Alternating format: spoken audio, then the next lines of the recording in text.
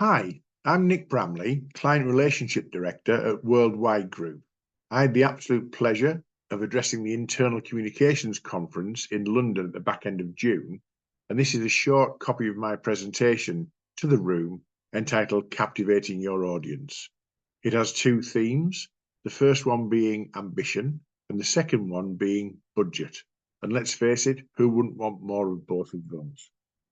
So, as internal communications professionals, you're well aware that events are a powerful way of getting your message across to an audience. And we should all know that events need to drive the engagement.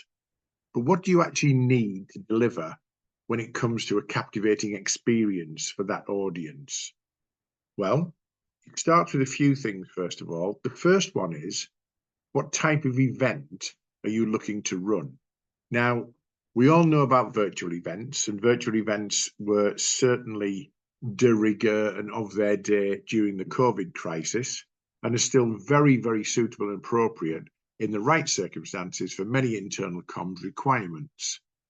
But in terms of captivating, it's very hard to make a case for any virtual event being a captivating experience for the people involved.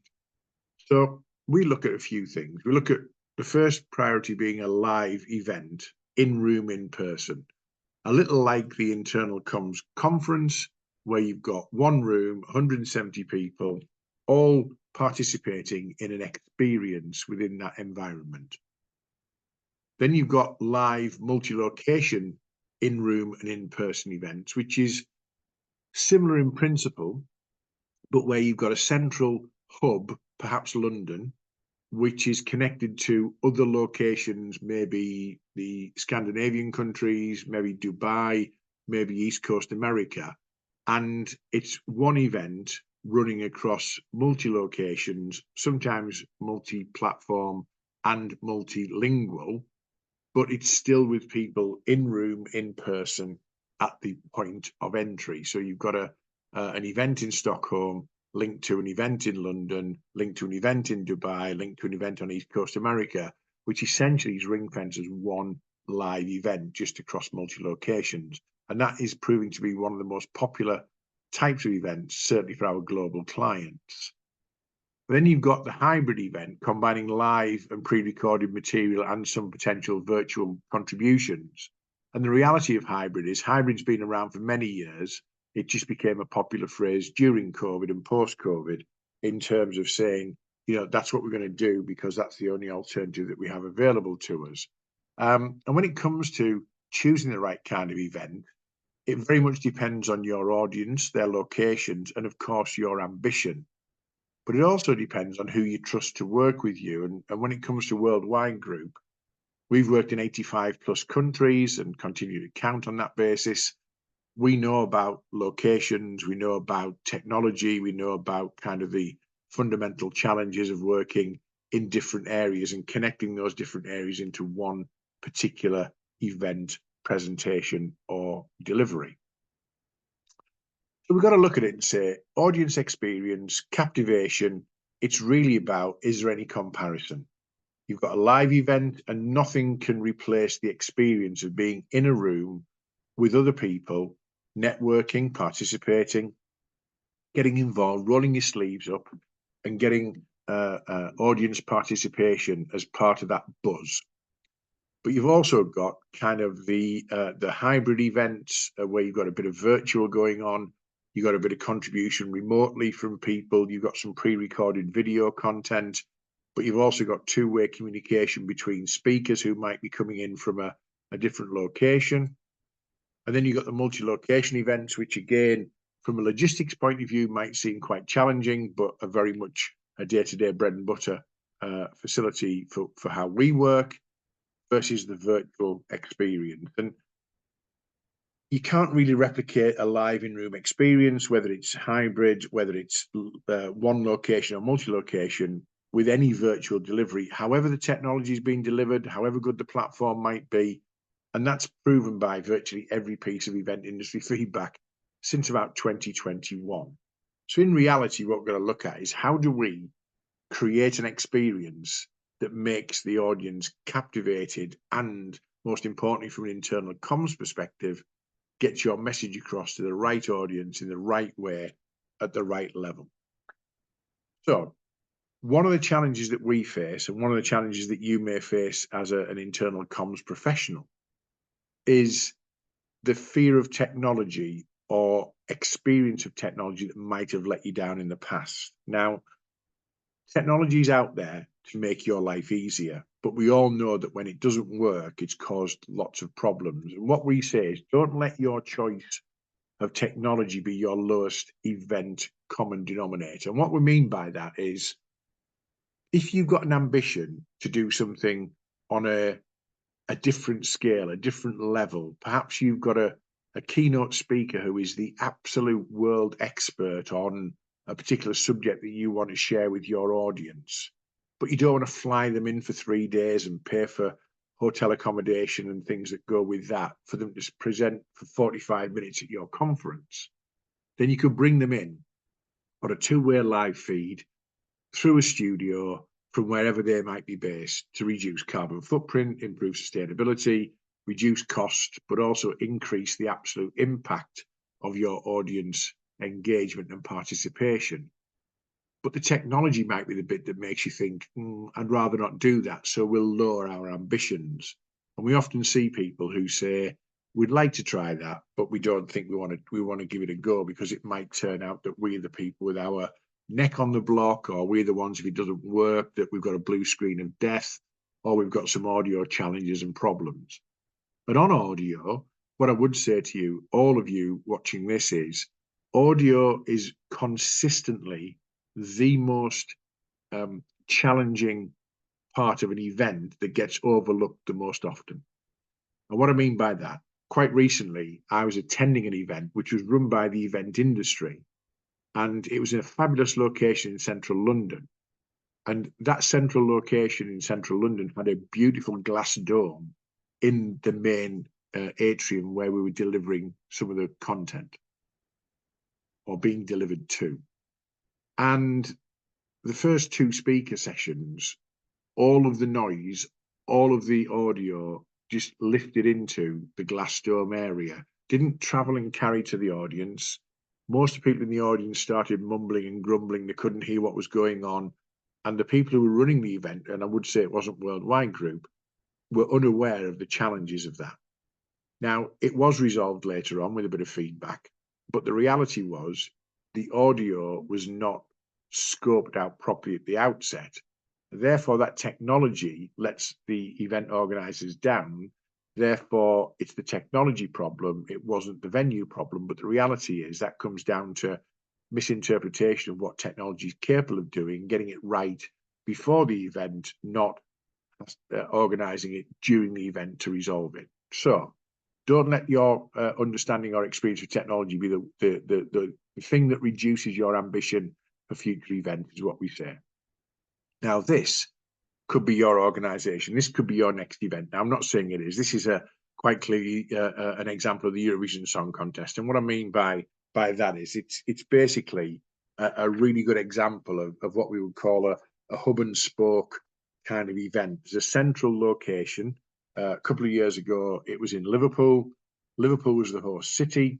That host city was connected to 20 plus other cities, and the technology was there to make it two-way, live link. Everyone was enjoying themselves in Liverpool, but they're also enjoying themselves in Stockholm, in Amsterdam, in other parts of Europe. And it was one event created by the technology being capable of delivery. And what we'd say to you there is, that could be the ambition for your next event. I'm not suggesting that you start singing. I'm not suggesting that you even look at doing a music stage. But the principle of delivery is having the guaranteed certainty that your live links will work, that your two-way feeds will work, that you're working with professionals, whoever that might be, who can deliver the technology to maintain your ambition for something exceptional as part of your audience captivation. So what do you need to consider if you're going to achieve this kind of level of impact? Well, quite clearly, the first thing comes down to the event planning, the event management. It starts with what that ambition is, and then it's all in the planning. So we sit down with clients and we'll say to them, if you had a blank sheet of paper, what do you want to achieve with your event? What would you like it to look like? What would you like it to do? What would you like it to deliver? How would you like it to work technically? If we then talk to them about the event planning, we then talk about the reality of that, the realistic budgets for that, but it's all in the initial ambition, and it's all in the initial planning from location, audio, in-room video, what kind of feeds are required, that kind of thing. Then you've got the in-room experience, and this is about working with people who can avoid the dead space, the audio challenges, the blue screen of death, the things that we see regularly across events. And we've all been to those events where it's quite awkward when you see that the technology isn't quite working and the people in the black t-shirts and the black cargo pants are panicking and pressing sort of buttons and plugs into everything to try and get it to work. Now, that comes down to pre-planning. It comes down to working with an event production team who've never lost a live feed previously, and making sure that you're working professionals, whoever that might be, who can give your in-room experience the thing that it needs to do to give your audience captivation. The next one is the in-room experience for video production, filmmaking, capturing the energy of the event. So at the internal communications conference that I was speaking at, which is the presentation for, if you weren't in the room, there's 170 internal comms professionals at the event. If you weren't in the room on the day, there was no capture of that event, no capture of the keynote speakers, the plenary sessions, no capture of talking heads from the people who were involved, no debriefs and feedbacks. There was no capture of slow release of energy of the room filling up. So basically, we would say that's an opportunity missed. It's not just an opportunity to not capture the event, but it's also for evergreen purposes in terms of content, cutting down on content for social media use, using it to promote next year's event, but also showcasing to your stakeholders the energy that was created that allows you to go to them. We talked earlier about budget, for a budget for the next event of its type, because you've seen the energy and the success and the feedback from this one. But without video production and filmmaking around your event, internally or otherwise, you've not got anything there for anyone who wasn't in the room at the time. And it seems to be something that's overlooked at least in 50% of the times when it comes particularly to in-room live experiences for internal comms. Worth a thought. And the last thing is content distribution, professionally managing your speakers, professionally managing your guests and other contributors. Where are they coming from? Is it going to be two-way? How we're going to interact with them? How we're going to make sure that we, as an audience in a room, can discuss with a speaker on a screen our reaction to their content, to their presentation, to their contributions, and can we make sure that we've got content distribution covered to the extent where it's guaranteed delivery and it's guaranteed in terms of audience participation. 4 things only to consider, but all 4 of them are significant in their own right, but make up for your internal comms planning.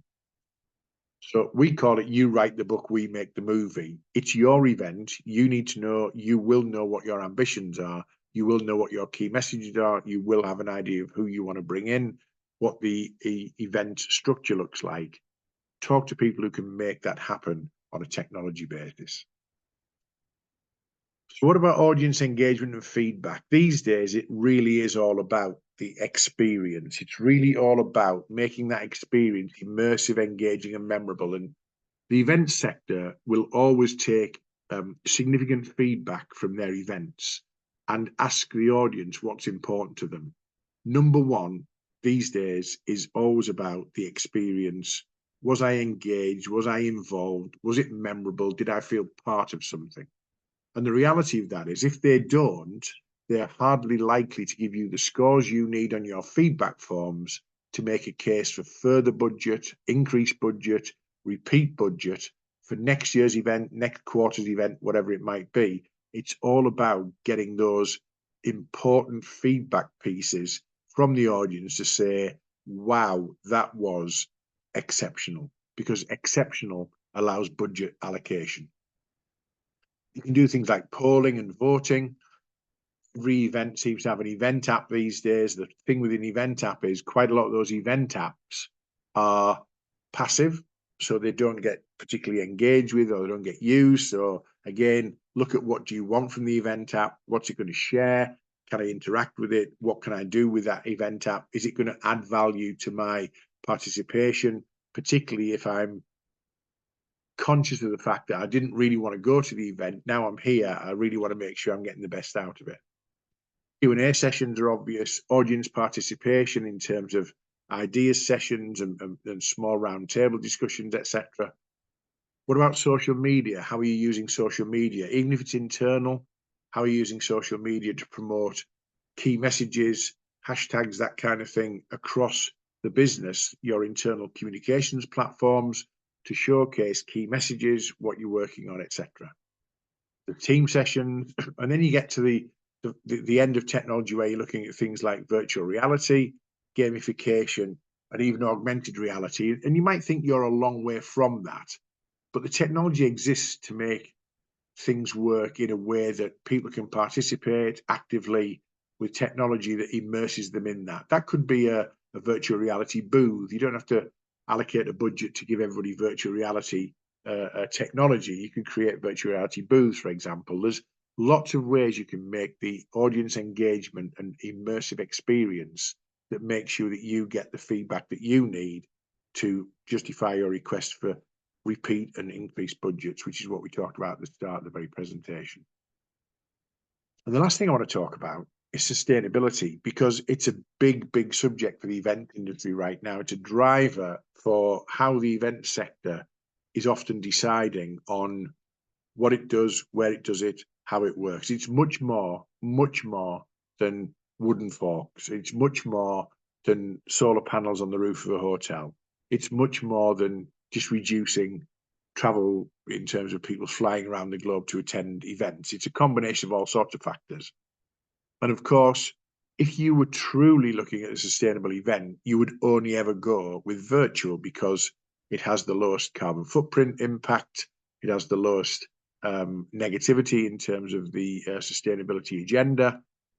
But when you balance the requirement for sustainability versus audience participation, immersive and captivating experience, we've got to find some common ground in the middle, because on one end you've got a totally sustainable virtual delivery with very little audience captivation. On the other end, you've got full immersive audience captivation, flying people around the globe to go to Mexico for a sales conference or an internal comms conference in Dubai. But somewhere in the middle is probably a compromise. And a few things to think about when it comes to looking at your sustainability around your internal comms events, which I'm sure as an organization with a responsibility out there, you will have a sustainability agenda, a sustainability policy. How can we help you to think about sustainability when it comes to the events that you're promoting and running, particularly around your internal comms agenda? First thing we talk about, and not typically, there's also 4 things on this to consider. The venue itself, choose a venue with a published sustainability strategy, that's obvious, but just check if they live around sustainability rather than just got a published agenda. What are the sustainable elements of how they work? I'll come to one element as the 4th point on this particular slide shortly. But never work with a venue that isn't offering a sustainable option for you, because that's the failing point at the very start from your event. Second thing is, work with an organization who use local crews. And local crew means that you're not shipping and moving people around, not moving vast amounts of equipment through air and freight, but it might be efficiently project management by non-local experts. How we work at Worldwide Group is our expert project teams are based in the UK, the US, and Italy, and we will allocate a key project lead. But if we're working anywhere around the globe, we will work with local crew, project managed by an expert. That local crew is a significant sustainable advantage to our clients. I've touched on this earlier, the world in your local studio, remote speakers, remote contributors. If you've got somebody who is a significant presence in the world that you want to access for your audience?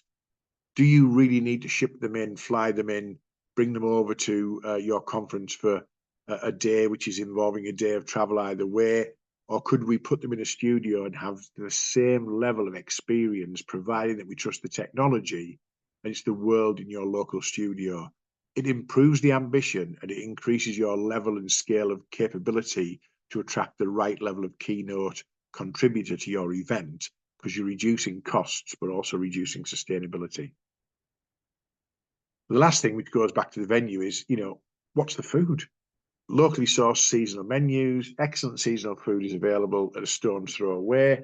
So why would we be flying avocados in from South Africa in June? Why would we be eating strawberries from Israel in February? It's all about looking at the bigger picture. So when you're thinking about your event, you've got things to look at when it comes to event planning. So the management, the event production, the in-room video production, filmmaking, content distribution. But there's more to it than that.